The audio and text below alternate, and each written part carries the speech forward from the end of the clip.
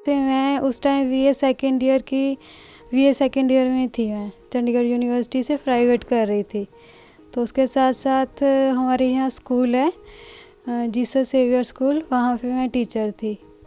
तो उसके बाद फिर मैं बच्चों को ट्यूशन भी पढ़ाती थी।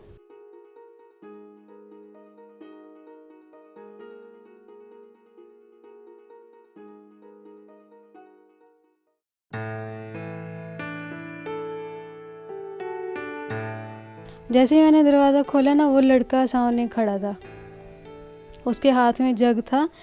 एकदम से उसने सारा जग मेरे ऊपर ही फेंक दिया।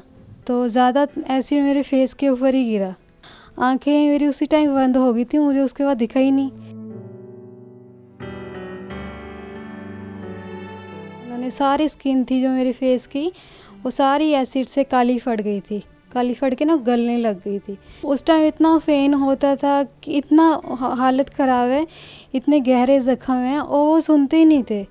2 लोग मुझे पकड़ लेते थे, दो ने टांगों से पकड़ लेना, पूरा रगड़ रगड़ के साफ़ करते थे।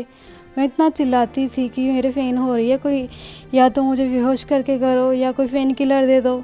एक बार मैंने डॉक्टर को कहा, अगर सर मेरे बहुत पेन हो रहा है कि मुझे कुछ करो।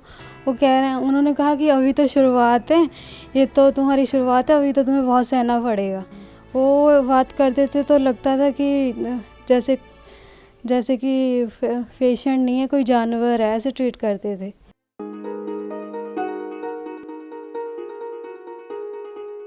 लेकिन फिर फोर्टिस में आके तो बहुत अच्छा लगा। उन्होंने एक सर्जरी की मेरी, मैं 4-5 दिन वहाँ एडमिट भी रही। सब ने बहुत केयर की मेरी। जैसे के डॉक्टर थे और जैसे फोर्टिस के डॉक्टर हैं, उनकी बात करने में कितना ज़मीन आसमान का फ़र्क है।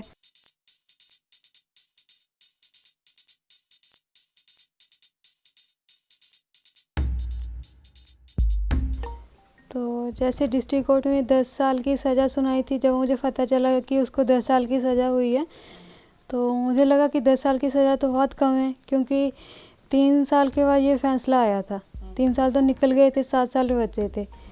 और जैसी मेरी कंडीशन है उसके लिए तो उसको 10 साल बहुत ही कम है। तो और इसलिए मैंने फिर अपने लॉयर से बात की थी कि ये 10 साल तो कुछ नहीं है, उसको ज़्यादा से ज़्यादा सज़ा होनी चाहिए।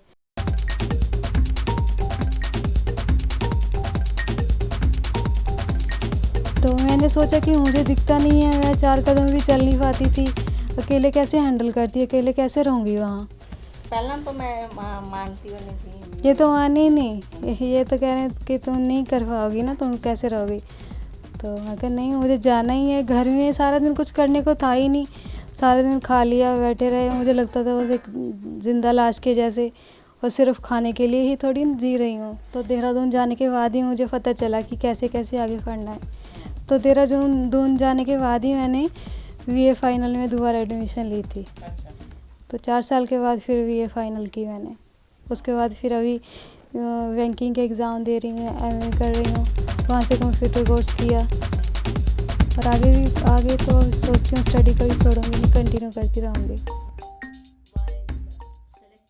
हॉस्टल में जैसे रहते हैं, तो एक रूम में हम लोग 4 लड़कियाँ रहती हैं। तो 2 में से हम लोग टोटली ब्लाइंड थी, तो 2 मेरी जो फ्रेंड्स थी, एक ये टेंजिन है, एक दूसरी थी वो लो विज़न है। तो उनके सहारे हम लोग आना जाना, तो मैच तक जाना होता था, जैसे सब लोग एक दूसरे की हेल्प करते थे।